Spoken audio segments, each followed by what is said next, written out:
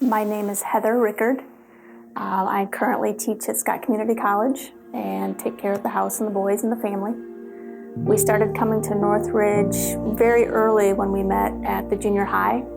So, I don't know, 12 years ago, maybe.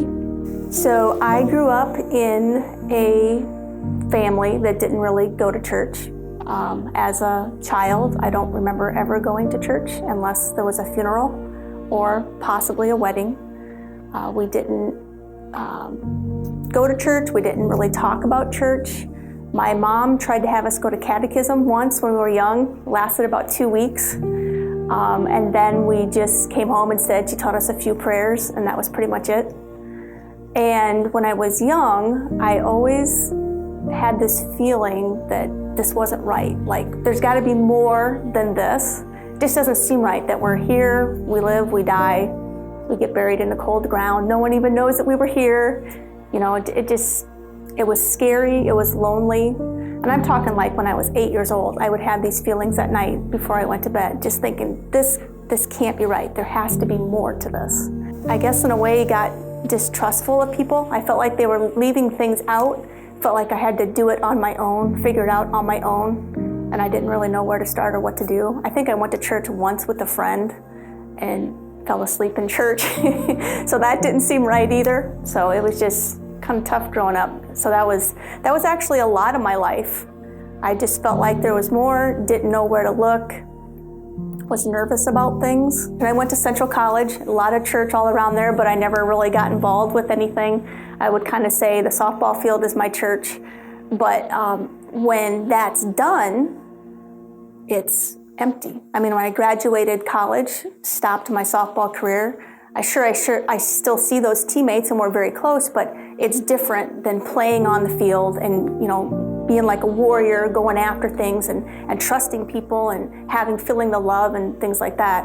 And I kind of feel like that was a way to be taught how to trust and how to love and know that you can make a mistake and there's people around you that unconditionally will still see you through it. And it was kind of a practice to have me make the bigger jump to God. And I remember a couple years out of college, every year I'd go back and visit one of my teammates, and she was pretty spiritual, and she'd kind of talk to me about God a little bit and Jesus. And on one of those trips to Pella, I just finally said, okay, I don't know where this is going to lead. I don't know what this is all about, but I just got to take a step of faith. And I went to the Walmart in Pella and I bought this cross, and I put this cross on my chain and said a little prayer and just said, okay, let's see, where's this going to go? And it was still very slow, but that was kind of my first big step to, what do you got? Let's see it. I would see people go to church and seem happy about it. They knew things in the Bible that I didn't know. I didn't know why I didn't know them. I didn't know how to start. I didn't feel like I was worthy enough to open up a Bible. Even just as of 3-4 years ago, I kind of let people think I opened the Bible and read the Bible, but I didn't, because I didn't know where things were. And it took me a long time to figure out where things were, and I didn't want people to know that I didn't know that. So it's only been in the last year or two that I've even opened the Bible and tried to kind of start reading it and figuring out where things are in the Bible. After I start reading some things in the Bible, I even said to my husband, that's exactly what I think. I mean, that's exactly how I feel. How can that be? And he's like, well, don't you know God wrote that on your heart a long time ago? And so for me, it's like it's this huge journey, right? Since you're born till you die, and everybody's at a different pace.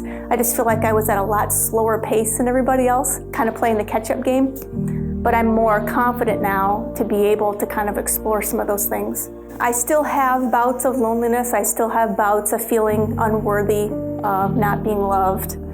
But it's different because I always used to think, I have to do this by myself. You know, I will do this by myself. Give me any challenge and I will tackle it. I will get it done somehow. Just battle my own fears inside, battle my own, you have a thought process back and forth, a little argument with yourself. It's different now because it's not just myself talking to me. Like I have the words of Jesus, the words of God to bring that to me. And I think the big difference in my life now, instead of saying, I can do all things, which is what I always said, I can do it. Give me any challenge and I'll do it. Well, now it's like, I can do all things through Him who gives me strength. And that's just a whole different ballgame. It's a confidence that you can't bring on your own. It's an assurance that you can't bring on your own. I mean, it's like You can almost put yourself in David's shoes when he went up against Goliath, and you just know you're not going to lose. You just know that whatever happens, God's going to be there and he's got your back. And even if you do fail, it's going to be okay. But I can just envision David, the thought of losing doesn't even come into your mind. I mean, if God tells you to do this, you know there's a reason and you're going to succeed. So you just go up there confidently, just with this warrior attitude, and you just do it.